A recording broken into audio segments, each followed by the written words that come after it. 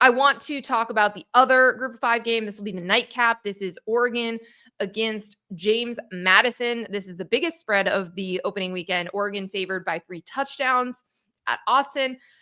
This has actually been the most like kind and fun and funny interactions between the fan bases online. The JMU fans and the Oregon fans have been having a lot of fun with each other. I think like they're genuinely going to have like a great experience in Eugene for the weekend. JMU fans are like, we were just in FCS a couple of years ago. We can't believe that we're in this situation where we get to be part of the college football playoff.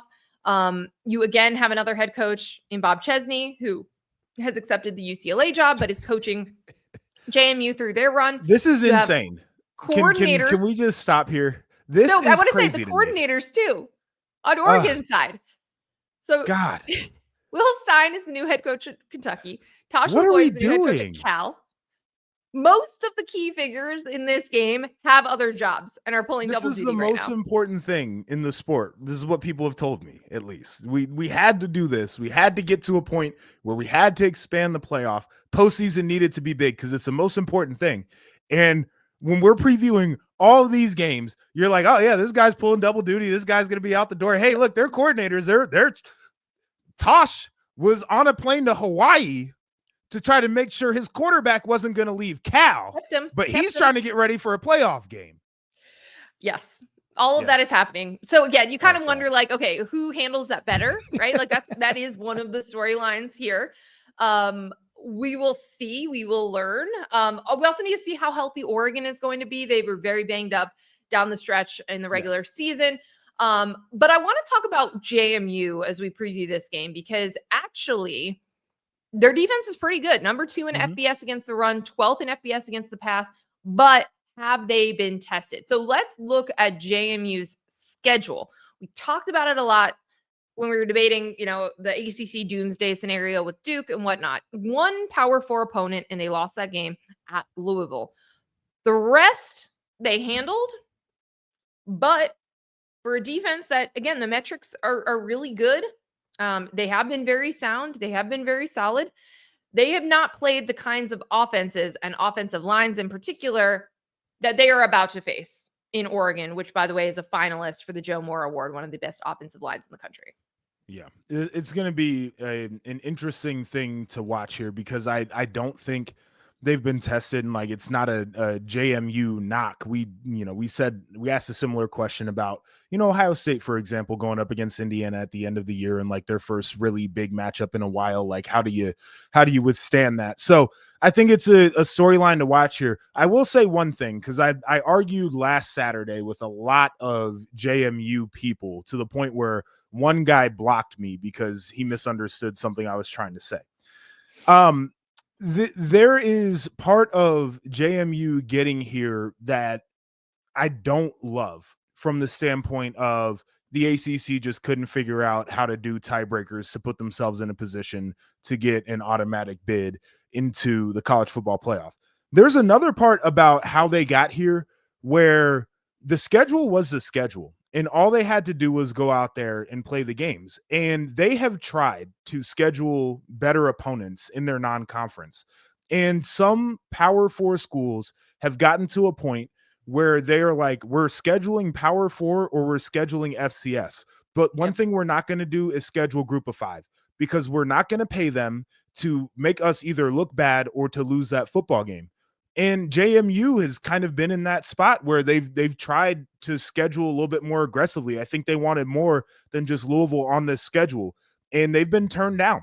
And it's unfortunate for them, because they have to live with people saying, oh, well, you didn't play anybody, and they've tried to. So that's the one thing I did want to say as a defense for some of these G5 programs, is I think it's becoming a little bit more difficult for them to set up a non-con where they can garner more respect from people nationally.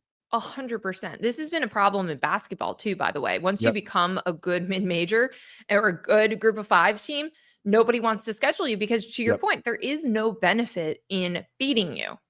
There is only the risk of losing that game. These are also teams that have a lot of trouble getting home and homes. Yes. You see them do 2-for-1s. Like USF has tried to kind of put their foot down and not do that.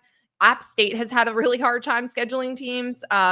It is such a it's a bummer, really, It is. It because really is. those games are awesome and they really, Mhm. really help those schools. But that is part of the reality of where we're at too. And Yep. we've talked a lot about Steve Sarkisian kind of threatening not to schedule big non-conference games Yep. moving forward because they didn't get into the playoff and they lost to they lost to Ohio State. I do wonder if there's less of these games moving forward. Like we've always wondered that, right? Because to your Yeah. point, like if you're just looking for wins, FCS teams can fill that spot, fill that home game 100%. that you need. Or you're putting butts in the seats by going out and scheduling a big blue blood brand. Yeah. It's kind of like in no man's land for some of these teams where the only thing you risk is becoming like Virginia Tech, where they would like lose to Old Dominion. And we'd be like, Right. oh my God, why are they doing this? Why are they scheduling Old Dominion again? They keep losing to them. No Becomes doubt. a problem. It's it's the Boise from last year who ended up being a really good team, but we watched them play Oregon, and I think the initial reaction after that wasn't more about like it was a lot about Ashton Genty, but it wasn't about like Boise as a team and their ability No, to it was really what be was a wrong factor. with Oregon. What is wrong with Oregon? And that is the issue with going out and scheduling good G5 teams is you like the way we talk about those matchups is not the way that we should. And by the end of the year, we cleared it up, but in the moment, it was bad. And just again, to say this again, James Madison and Tulane did nothing wrong. They did Right. everything they were supposed to put themselves in positions to be in No the doubt. playoff.